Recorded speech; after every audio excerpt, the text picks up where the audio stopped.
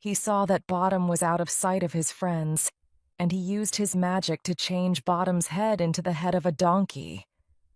Bottom felt nothing, so he did not notice the trick that had been played on him. The other actors were now ready to begin. "Bottom!" cried Quince. "Where are you, Bottom? You're supposed to be on stage now." Bottom stepped forward, ready to speak his lines. "If you loved me, Thisbe," he began. "Run!" cried the actors. "There's a monster! Run away, everybody!" Bottom could not understand why the actors had run away. What's the matter with them? He wondered. Where have they gone? He waited for them to return, but no one came back. Now I understand, Bottom thought. They want to frighten me, that's all it is. Well, I won't be frightened. I'll stay here. I'm not scared. Bottom began to walk up and down and to sing one of his favorite songs. He sang very loudly. His singing woke Titania.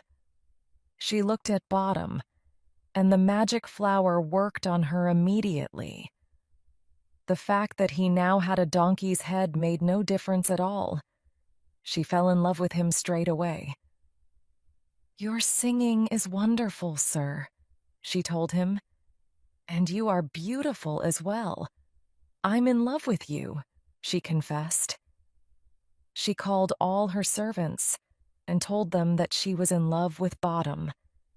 She ordered them to take very good care of him and to do exactly what he wanted. Part 5. Lovers' Quarrels. Puck was thrilled with the results of his trick on Bottom, and he ran off to find Oberon. He wanted to tell him everything that had happened. "So you gave Bottom a donkey's head," Oberon laughed. "Then what happened?" "Bottom's friends ran away when they saw him," Puck explained, "and Bottom was left alone in the wood. He started singing, and the noise he made woke Titania. As soon as she woke up, she saw him and she fell in love with him," cried Oberon with pleasure. "An idiot with a donkey's head. That is a good joke, Puck. That'll teach Titania to be so horrible to me. Well done. Well done indeed." Puck smiled happily at Oberon. He was pleased with himself. "And the boy from Athens?" asked Oberon. "Did you find him, as I told you, and put the magic juice into his eyes?" "Yes," said Puck. "I found him and the girl. He'll fall in love with her as soon as he wakes up." Just at that moment, Demetrius and Hermia came into sight. Oberon and Puck both saw them.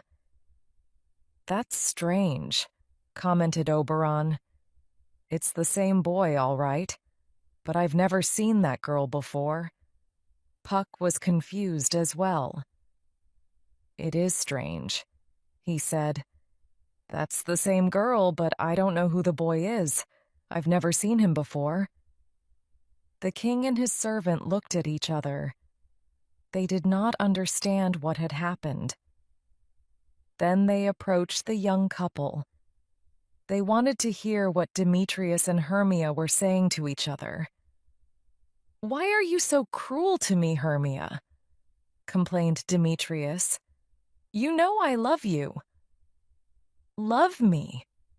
Hermia replied angrily.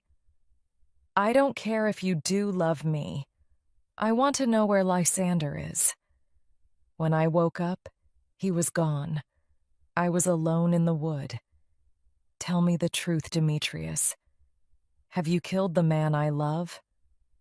"No, I haven't killed him," Demetrius said. "I don't know where he is, and I don't care where he is. But I certainly haven't killed him, Hermia." "Then where can he be?" Hermia cried desperately. "I can't understand what's happened to him. Help me find him, Demetrius. Please help me find him." "And if I do help you?" Demetrius asked. "What will you do for me, Hermia? Remember that I love you." Hermia was very angry with Demetrius now. "Leave me alone," she cried. "Can't you understand that I hate you, Demetrius? Just leave me alone." Hermia ran away through the wood. "There's no point in following her now," Demetrius thought. "It wouldn't do any good to speak to her just now. I'll rest here a while, and then I'll look for her when she's calmer. Perhaps she'll listen to me then." He lay down on the ground, and in a few minutes he fell asleep. Oberon and Puck were surprised by what they had heard. Neither of them spoke. Then Oberon pointed angrily at his servant. "Now look what you've done," he said. "You put the magic juice into the wrong man's eyes, Puck. I wanted you to make Helena happy, but you haven't done that at all. Go and find her. Use your magic to bring her here, and I'll make sure that Demetrius falls in love with her. Go quickly, Puck. There isn't much time before morning." Puck flew through the wood in search of Helena. He was soon back at the king's side. Oberon could see that Puck was trying hard not to laugh. "What is it now?" demanded the king. "What's so funny?" "She's coming. Helena's coming," Puck announced. "But there's someone with her, Oberon." Now Puck began to laugh. "I did make a mistake with the magic juice. Now this other boy's terribly in love with her. Let's listen to what they say, shall we?" Once again, Oberon and his servant watched quietly. Soon they could hear every word of the conversation between Helena and Lysander. "Why do you think I'm making fun of you, Helena?" Lysander asked miserably. "I tell you I love you." "What about all your promises to Hermia?" Helena asked him angrily. "What happened to them, Lysander?" "It's true," Lysander said. "I thought I loved Hermia once. Now she means nothing to me. It's you I love. Helena, only you." "I don't believe you." "Lysander," Helena told him, "you're playing some unkind game, and I think it's wrong of you." Helena and Lysander were walking near the place where Demetrius was sleeping, and the noise of their talking woke him up. Oberon had worked his magic on Demetrius, so that when he saw Helena, the young man fell in love with her immediately. "Helena!" he cried. "My love, Helena!" This was too much for Helena. She thought that Demetrius and Lysander were being cruel to her. She was very offended with them. "Stop it, both of you! Just stop this game!" Helena shouted at Demetrius and Lysander. "I don't know why you've decided to be so cruel to me, but stop it, please!" Hermia appeared at this moment. She had been looking for Lysander everywhere, and she was very happy to see him alive and well. "Lysander, I've been looking everywhere for you. Why did you leave me like that?" she asked. "Why shouldn't I leave you?" Lysander replied coldly. "Love made me leave you." Hermia was astonished. "Love made you leave me," she repeated slowly. "What do you mean? Aren't I the girl you love, Lysander?" "You!" Lysander mocked her. "I love Helena, not you." Hermia could not believe what she was hearing. "It can't be true," she whispered. "It can't be true. Last night you loved me, and now you say everything is changed, and you love Helena?" Helena interrupted the conversation between Lysander and Hermia. Now she was convinced that all of her three friends had joined together to mock her, and she was angry and offended. "I would never have thought it of you, Hermia," she said. "What made you turn against me and make fun of me like this? We've always been such good friends. Why are you treating me so badly?" "I don't understand you," Hermia told her. "What do you mean, Helena?" "You know very well that Demetrius and Lysander are both in love with you," Helena said. "Why have you made them both pretend to be in love with me? What kind of cruel game are you playing?" "I still don't know what you're talking about," Hermia replied. "That's right. Make fun of me, all of you," Helena shouted. "I know now that you all hate me. I won't stay here to be the victim of your cruel jokes." Then Lysander and Demetrius began to argue with each other. "You ran away from Athens with Hermia," Demetrius said. "Stay with her. I love Helena." "You wanted to marry Hermia," Lysander said. "There she is. Take her and be happy. I love Helena now." They looked at each other fiercely, and Lysander reached for his sword. Demetrius then reached for his sword as well. The two young men wanted to kill each other. "Stop it! Stop it, both of you!" Hermia shouted. She ran to Lysander and held onto his arm. Lysander was now furious with Hermia as well as Demetrius. "Don't touch me. Get away from me. I hate you." "Hate me? How can you say that you hail me?" "Lysander?" "Get away, I tell you," Lysander repeated, and he pushed Hermia angrily. "Then it's true?" she asked him. "It's really true that you don't love me anymore, Lysander? And you're in love with Helena?" "Yes, it's true," Lysander said.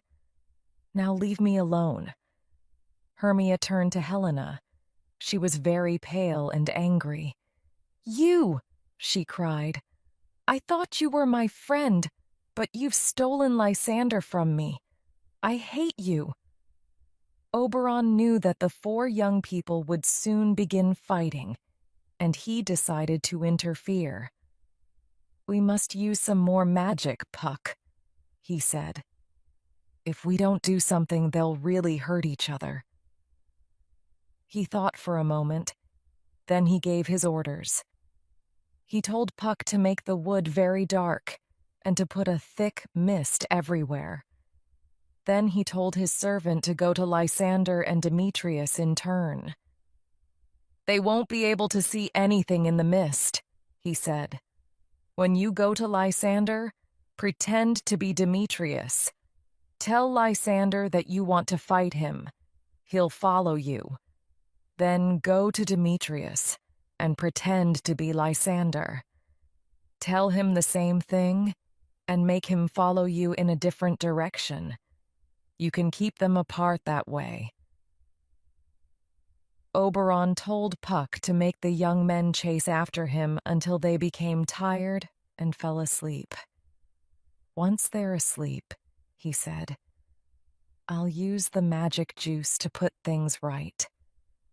I'll make Lysander fall in love with Hermia again. When they all wake up, they'll remember what happened here as if it had all been a dream. While they're all sleeping, I'll go to Titania and make peace with her." Puck carried out Oberon's orders very carefully. He prevented Demetrius and Lysander from fighting, and soon all the young people were safely asleep in the wood. Art 6. Theseus's Wedding Day. Oberon and Puck went through the wood in search of Titania. The magic juice was still working, and Titania was in love with Bottom. They found her sleeping next to Bottom, who was still wearing the donkey's head. Oberon felt a little ashamed of the trick he had played on his queen when he saw how much she loved the strange creature. He looked down at the sleeping couple for a little while. "It's time to end this game," the king told his servant quietly. "My quarrel with the queen is over, Puck. She has given me the servant boy I wanted. I'll bring her back to her usual self. You do the same for Bottom. Remove the donkey's head and let him sleep for a while. When he wakes, he'll think everything that happened here was just a dream." Oberon poured some magic juice into Titania's eyes, and she began to wake. She opened her eyes and smiled at the king. "Oberon," she said with a tender smile, "it's you, but I've had such a strange dream," she told him. "I thought I was in love with a donkey." "There's your donkey," Oberon told her, and he pointed to Bottom, who was still asleep by her side. "How ugly he is," the queen said. She moved away from Bottom. "But what's been happening here? I don't understand this at all." "Hush," said Oberon. "I'll explain everything later. Now we must get ready. Today is Theseus's wedding day, and we must go to the palace tonight to help in the celebrations." He turned to Puck. "We're all going to Athens," he told him. "Lysander will marry Hermia, and Demetrius will marry Helena, and we'll be there to make the day a special one for everybody." It was now morning, and Theseus and Hippolyta had come into the wood to go hunting. They had many servants with them. Theseus was very proud of his hunting dogs, and he wanted to show Hippolyta how splendid they were. "These are the best hunting dogs in the world," he told her proudly. "Soon we'll let them run through the wood. It'll be a splendid sight." As Theseus was speaking, he saw something on the ground in front of him. He stepped forward and then gave a cry of surprise. "There are people sleeping here," he said. "Who can they be, I wonder?" "It's my daughter," cried Aegeus. "And look, there's Lysander, and Demetrius and Helena. What are they all doing here together?" "Perhaps they came into the wood to see the hunting," Theseus answered. "It's a good thing we met them here, Aegeus. Today is my wedding day. It's today that Hermia has to make her choice about marrying Demetrius or going into a convent." Theseus ordered one of his servants to wake the young people. The servant blew his hunting horn, and all the hounds began to bark. The 4 young people began to wake. They looked confused, as if they were not sure what was happening. Theseus smiled at them. Then he spoke to Lysander. "I'm surprised to see you all together," he told him. "In Athens, you and Demetrius were enemies. What has happened to make you such good friends?" Lysander hesitated for a moment before replying. "I don't know what to say, sir," he began. "I don't really understand what has happened or why we're all together here. It's as if I've been dreaming. All I can tell you is that Hermia and I came into the wood together. We wanted to escape from Athens, and from the law, no doubt." Aegeus interrupted angrily. He turned to Demetrius. "Do you hear that, Demetrius? Lysander wanted to run away with Hermia. He would have stolen the girl you're going to marry. The law should punish him, Theseus." Demetrius then spoke. "It's true that Lysander and Hermia ran away from Athens. They told Helena their secret, and I followed them. I was angry with Lysander and I wanted to stop them. But then something happened. I can't describe it. All I know is that my love for Hermia has disappeared. It's Helena that I love now. Demetrius looked at Theseus. Then he went on.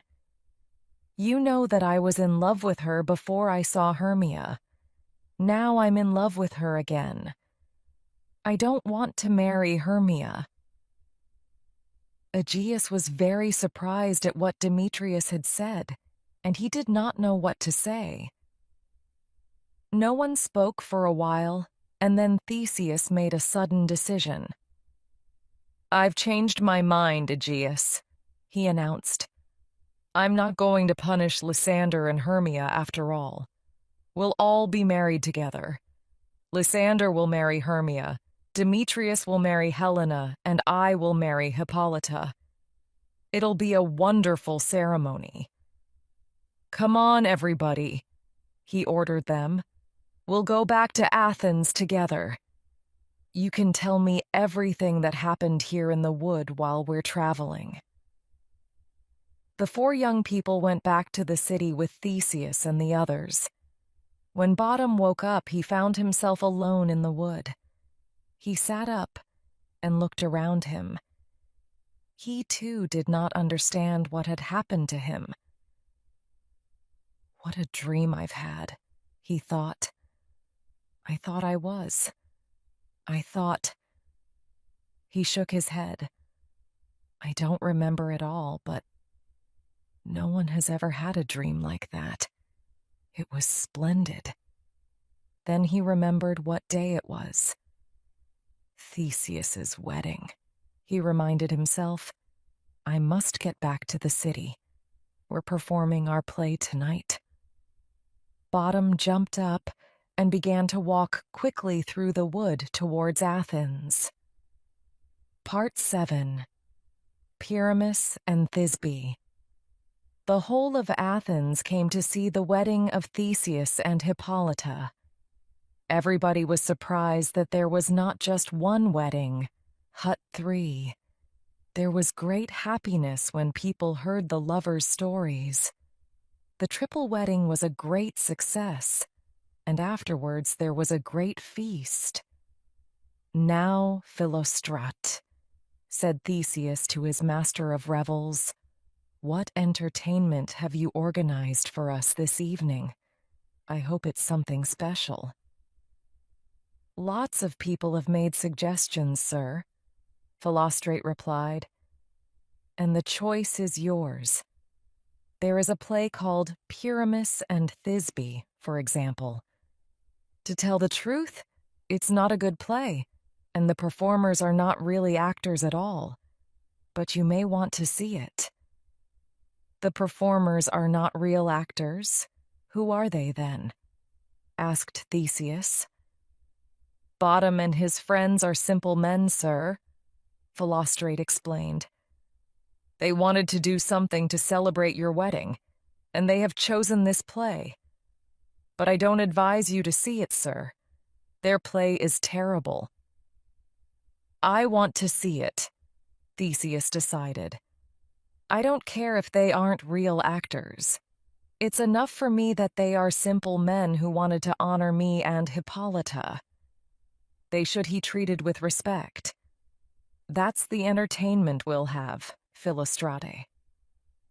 Philostrate went off to tell Bottom and his friends to prepare their performance.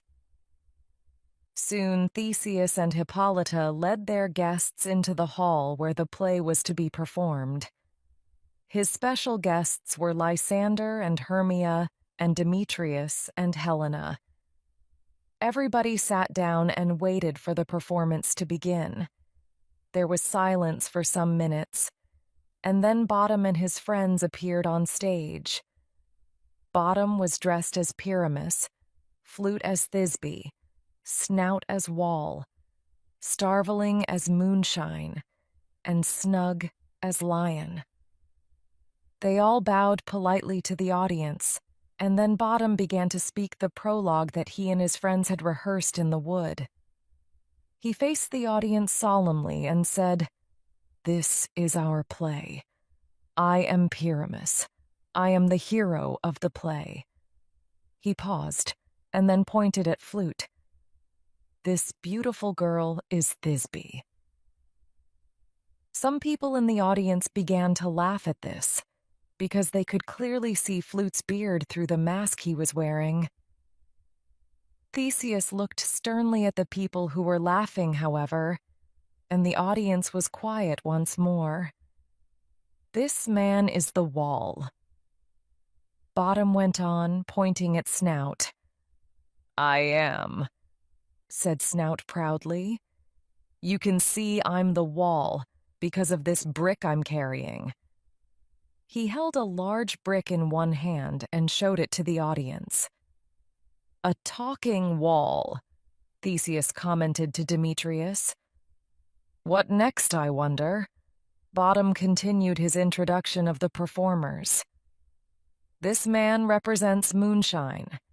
Pyramus and Thisbe used to meet on opposite sides of the wall," Bottom explained. "They would talk through a small hole in the wall," he explained. "One night Thisbe arrived before Pyramus, and she saw a dreadful lion." Here Bottom paused to point significantly at Snug. Snug was dressed as a lion, but his face was showing through the lion's costume. He waved cheerfully at the audience. Again, some of the audience began to laugh. This time, even Theseus joined in the laughter. "This is the silliest play I've ever seen," Hippolyta said to Theseus. Bottom now went back to the other actors, and they began acting the play. Their acting was terrible. Thisbe came onto the stage and was horrified to see a lion. The lion roared. Thisbe screamed and ran away, but as she ran, she dropped her cloak, and the lion tore it to pieces. When Pyramus arrived, he saw the cloak on the ground and the lion standing next to it. Pyramus imagined that the lion had eaten his lover. He drew his sword and killed himself in despair. Then Thisbe returned, and when she saw the body of Pyramus on the ground, she took out a knife and killed herself. "They're terrible," Hippolyta said again to Theseus. "They don't know anything about acting or the theater." Some of the audience were angry with Bottom and his friends, and others thought the play was the funniest performance they had ever seen. Theseus was amused, however, and applauded the performance with enthusiasm. When their play was finished, Bottom and his friends left the stage. They were happy that they had honored Theseus and his wife with their performance, and they were sure that the play had been a great success. Soon the great hall where Theseus had entertained his guests was silent and dark. Everyone had gone to bed. A small figure emerged from the darkness and began to speak. It was Puck. He was singing quietly. "Now it is the time of night when fairies come to bring sweet joys to married girls and married boys." As Puck sang his song, other figures emerged from the darkness. Oberon and Titania appeared, with all their servants. The king and queen began to sing. "We wish the couples married here. Happiness for many a year. Fairies, make a magic sign, so all their children will be fine."